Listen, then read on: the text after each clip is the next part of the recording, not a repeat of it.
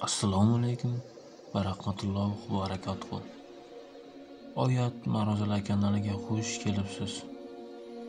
Videomiz keng tarqalishi uchun like bosishni unutmang. Bismillahirrahmanirrahim. Alhamdulillahi robbil alamin. Wassalatu wassalamu ala ashrafil mursalin va ala alihi va ashabihi ajma'in. Amma ba'd, assalomu alaykum va rahmatullohi ta'ala va barakatuh. Saodatning sabablari deb boshlangan darsimizdan bugun 22-sabab. Saodatning 22-sababi balolangan, musibatga uchragan kishilarning holidan ibrat ol. O'ngga qaraysizmi, chapga qaraysizmi, albatta bir baloga, musibatga uchragan odamlarni ko'rasiz. Ohvohlar, ko'z yoshlar, turli vodiylarda jabrdiydalar. Ana shu musibatlarga ox urib yashayotganlar ham bor. Shu musibatga sabr qilib, Allohdan ajr umid qilayotganlar ham bor. Agar birodar ustingga bir ko'nglingga yoqmaydigan musibat keladigan bo'lsa, molingami, joningami, xullas musibatga duchor bo'lsang, bilginki, sen bu musibatingda yolg'iz emassan. Agar yaxshilab atrofingni qaraydigan bo'lsang, seni ustingga kelgan bu balo, musibat, qiyinchiligi ancha-muncha odamlarga kelgan musibatning oldida ancha yengil. Chunki yillar davomida o'ngga chopga ag'darilib to'shagidan tura olmasdan alam bilan dodlab yashayotganlar bor. Yillar davomida. Uzoq yillar davomida quyoshning nurini ko'rmasdan zindonda, qamoqxonalarda yashayotgan mahbuslar bor. Qancha odamlar bitta avariya tufayli hamma farzandlaridan ajrab qolganlar bor. Shuning uchun ustingga bir musibat kelgan bo'lsa, atrofingga qara. Shunda seni musibating hech narsa emas, seni musibating ancha-muncha odamnikidan yengil ekanligini ko'rasan, ibrat olasan. Bilishimiz kerak bo'lgan aniq bir haqiqat shuki, birodarlar, bu dunyo mashaqqat, mehnat, musibat hovlisi. Payg'ambarimiz sollallohu alayhi vasallam aytganlar: "Ad-dunya sijnul mu'min va jannatul kafir." Bu dunyo mo'min uchun qamoq, kofir uchun esa jannat. Mo'min yaxshi yashasa ham qamoq bu dunyo uchun. Kofir bu dunyoda yomon yashayotgan bo'lsa ham u uchun jannat. Nima uchun? Mo'minni kutib turgan jannatining oldida bu dunyo har qancha zo'r bo'lmasin, qamoqqa o'xshab qoladi. Endi kofirni oqibatda jahannamda kutib turgan holatiga taqqoslasangiz, bu dunyo har qancha qiyin bo'lmasin uchun jannat o'rnida bo'ladi. Payg'ambarimiz hadislar doim biz esimizda tursin. Mo'min uchun bu dunyo qafas, kofir uchun nima? Jannat. Astagfirullah.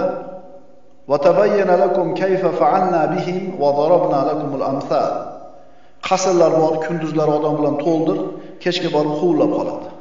Odamlar bor, o'zini davrida kuch-quvvatga to'lgan, mol davlati serob, obro'yi o'rnida, farzandi ko'p, bir muddat keladi, hammasidan ajrab qoladi.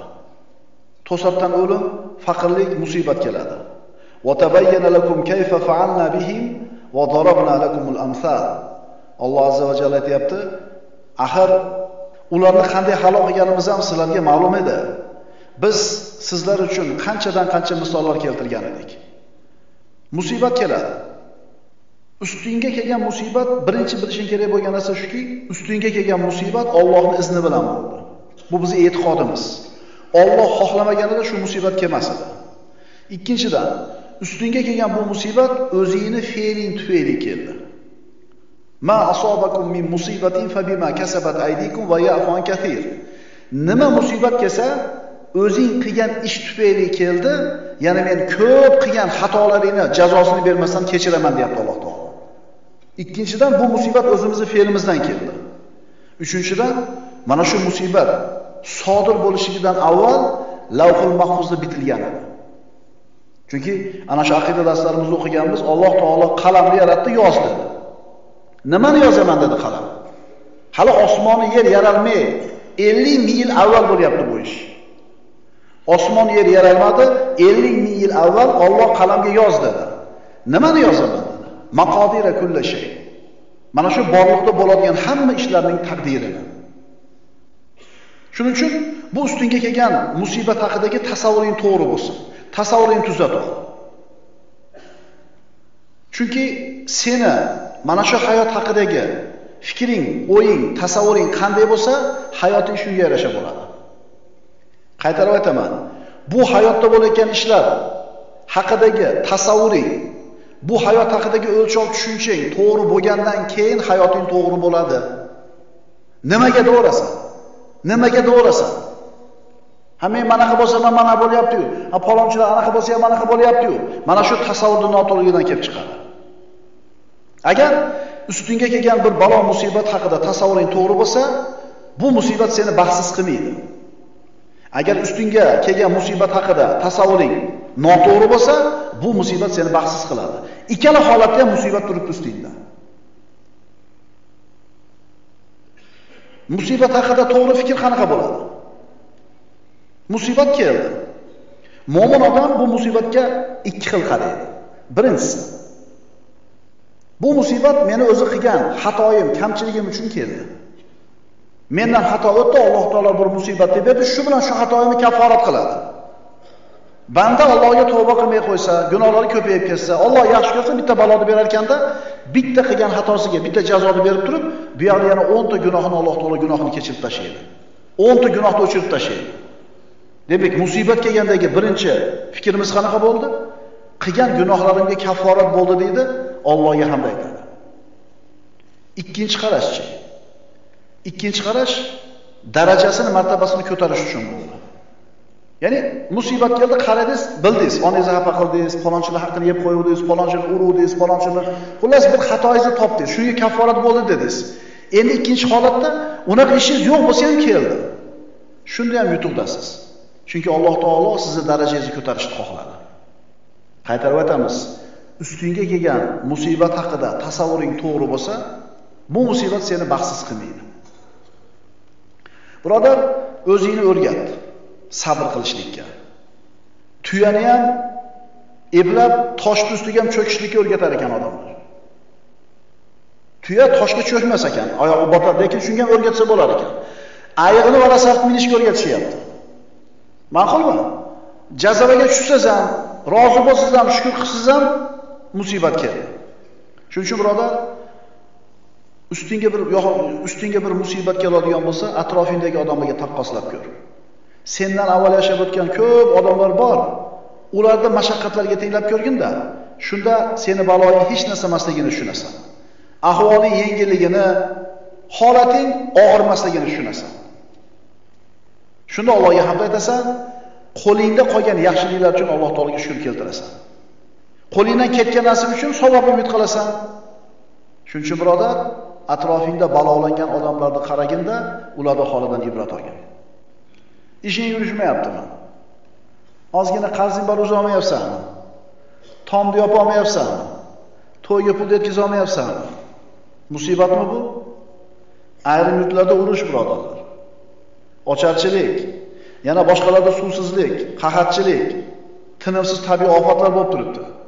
Agar ularning holiga qaraydigan bo'lsang, seni ishing yurishmayotganligi hech narsa emas. Ma'qulmi?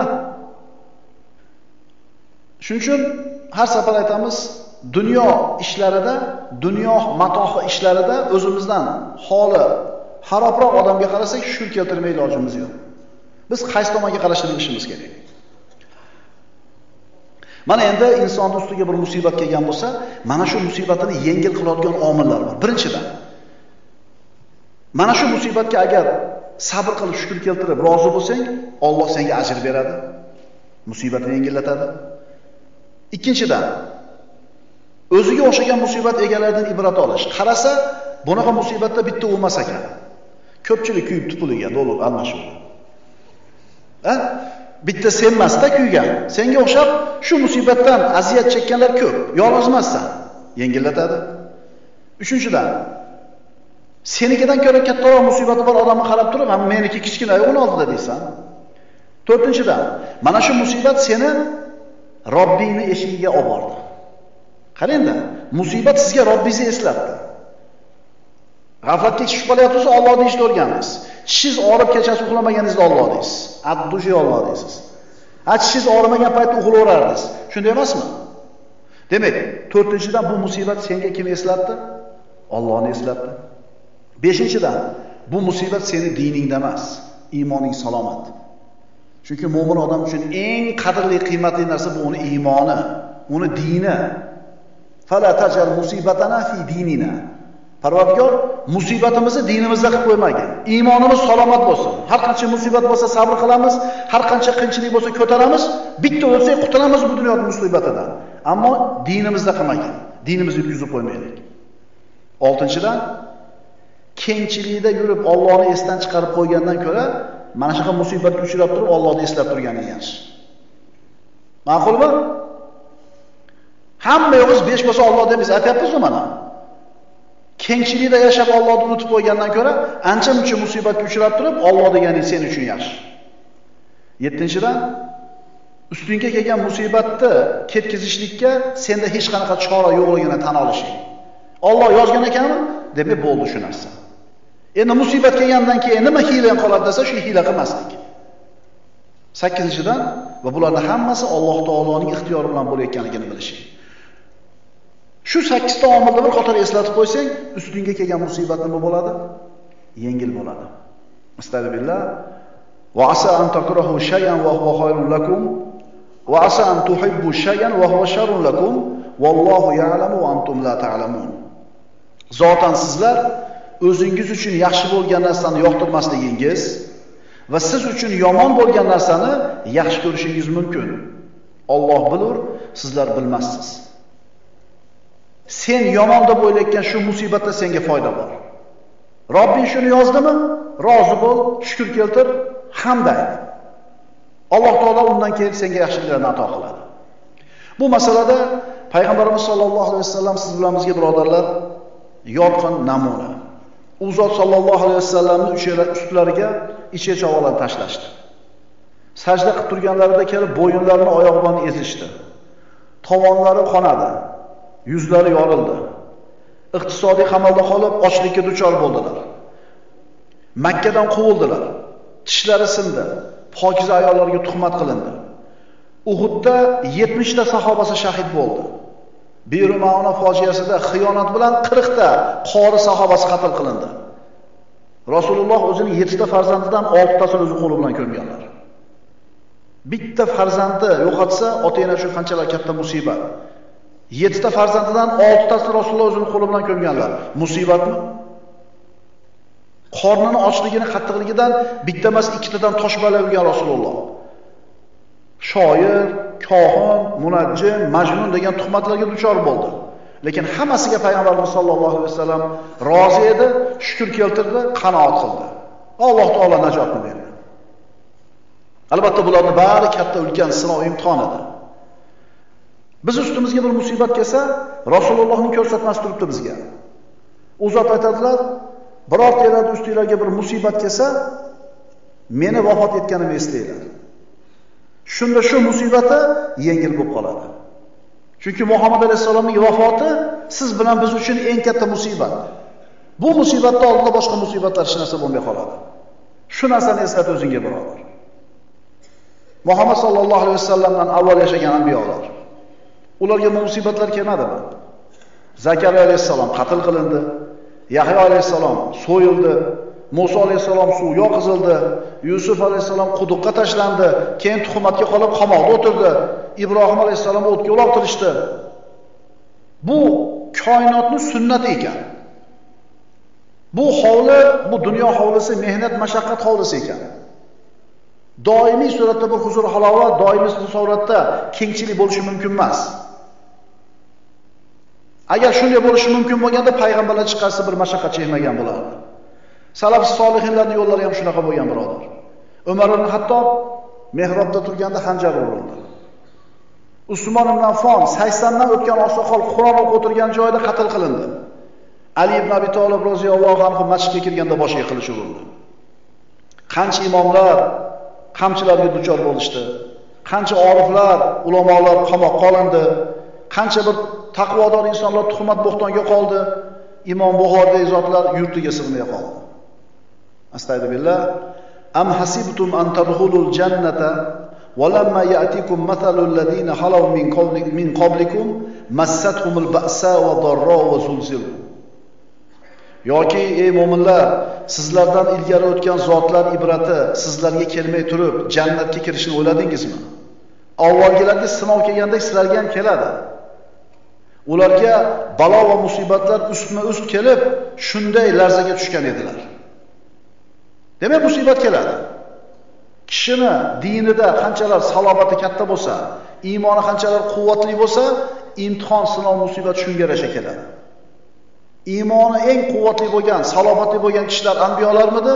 Sinovlarning ham eng qiyini shularga kelgan. Inna hada lahuval balaul mubin dedi Alloh taolo Ibrohim alayhisalom qissasida. O'g'lini yerga o'tkazib so'yishlik buyurildi. Mana imtihonning eng qiyini shu edi. 85 ga kirganda ko'rgan bir dona bolasi 12-13 ga kirib yoniga kelib qolgan paytda olib chiqib turib qo'ling bilan so'yasan dedi Alloh taolo. Robbing senga shu kunni ixtiyor qildimi? Sen ham ixtiyor qil. Musibatingga sabr qil. Shu kunda Alloh taqdir qilibdimi, roziman degin, savob umid qilgin.